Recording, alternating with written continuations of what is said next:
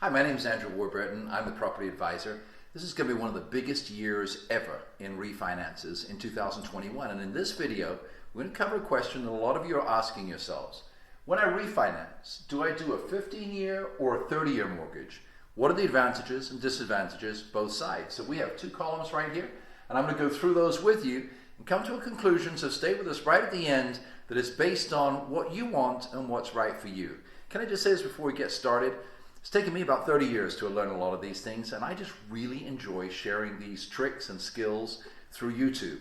That's why I do this. I like passing on the knowledge I've had. I hope you don't take 30 years to learn it.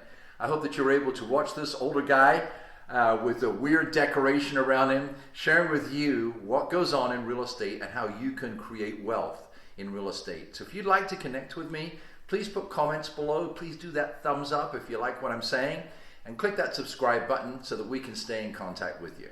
Let's go right to it. Here's the question. When I refi, should I do a 15 or 30-year mortgage? I'd like to outline to you the biggest positives and negatives of both kinds. Most people want to do a 15-year mortgage because they want to pay off the loan faster.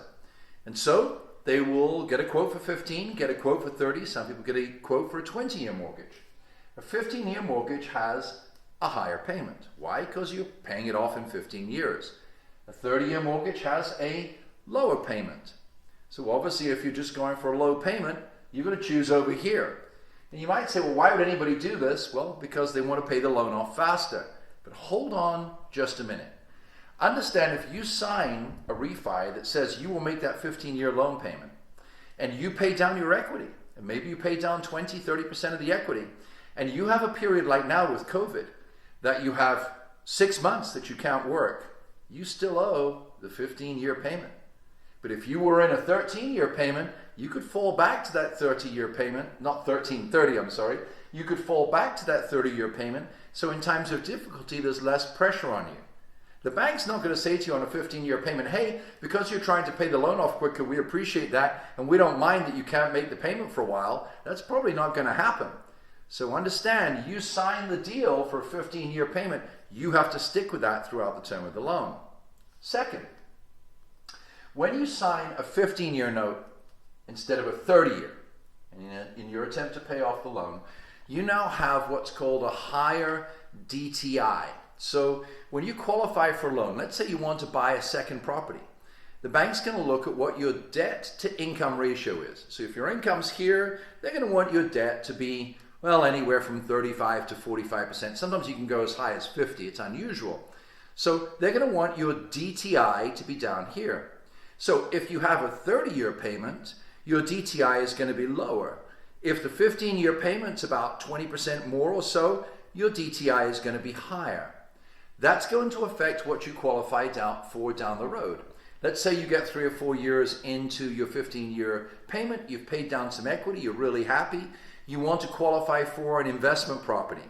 The rents don't cover the payment, so you're going to qualify for a little bit of overage.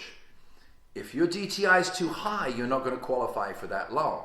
So obviously car payments really hurt your DTI, and maybe a 15-year loan will make it more difficult for you to qualify for that second property. So think about that before you make this decision. The third, obviously, on a 15-year loan, you pay a lot less interest than on a 30-year loan. You start paying off the principal sooner, therefore the interest doesn't add on and add on and add on. Really, on a 30-year loan, until year 10, you're only at your payment, about 40% of your payment is going to principal after year 10. It's about 20% at the beginning. That amortization schedule kicks in much, much more quickly on a 15-year loan than a 30-year loan. So you might really like the sound of that. Fourth is obvious. A 15-year loan, your payoff is much quicker. On a 30-year loan, your payoff is much slower. That's obvious. Let's look at the fourth one here that a lot of people don't think about. I'm not a tax advisor, so speak to your tax advisor. Generally speaking, the understanding is that you get a federal income tax break on the interest and the taxes that you pay on the property that you own.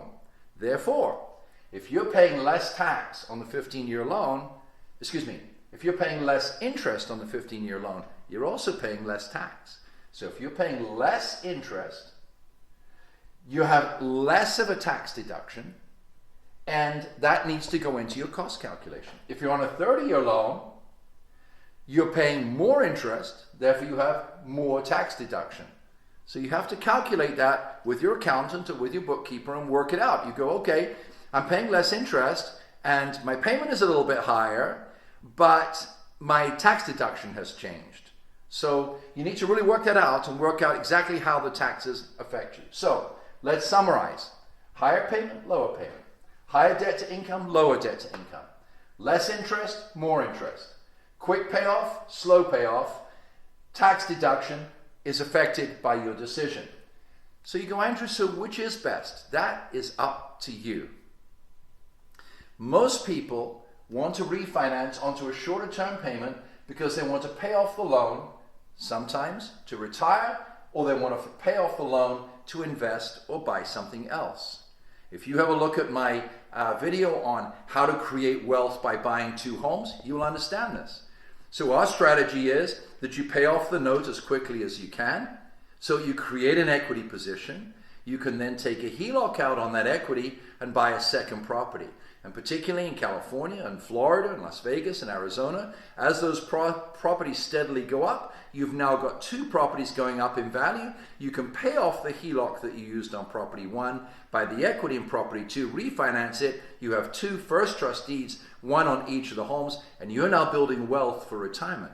Some people don't want to buy a second property. They just want to pay off a loan so that they can retire. Unfortunately, some people just want to pay off a loan so they don't have to work so hard because they got lower payments. I don't think that's a good strategy because I enjoy working.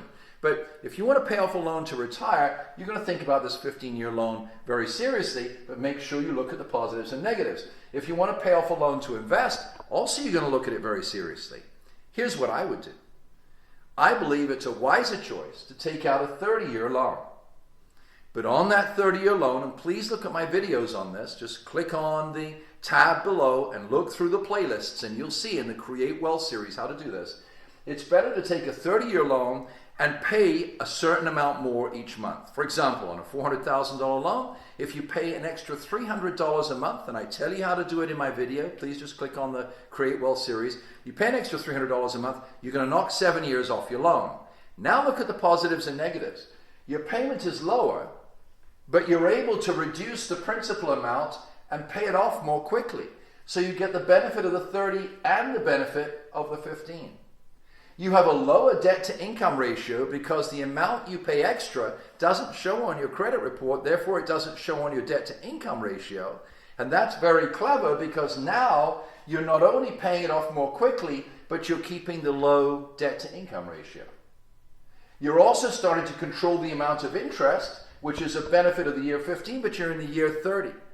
So you're reducing the amount of interest because you're paying off the loan faster because you're accelerating the loan. You're creating the DTI lower.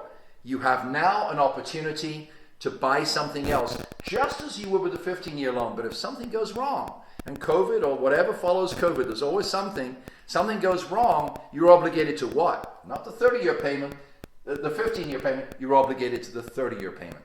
Therefore, you're able to back off, stop making your extra payment for 3 or 6 months until you get another job, and the pressure is off. That seems to me, in many, many cases, to be the wisest. Talk with your tax advisor, talk with your financial advisor, show them this video, run these ideas by them. And before that mortgage broker comes in and tells you it's a great idea because they're going to make a big commission, why don't you think about what's right for you first? Because it's you that matters. Thank you for watching The Property Advisor. I look forward to catching you on my next video. Please click subscribe. Click one of those thumbs up. I look forward to seeing you on the next one.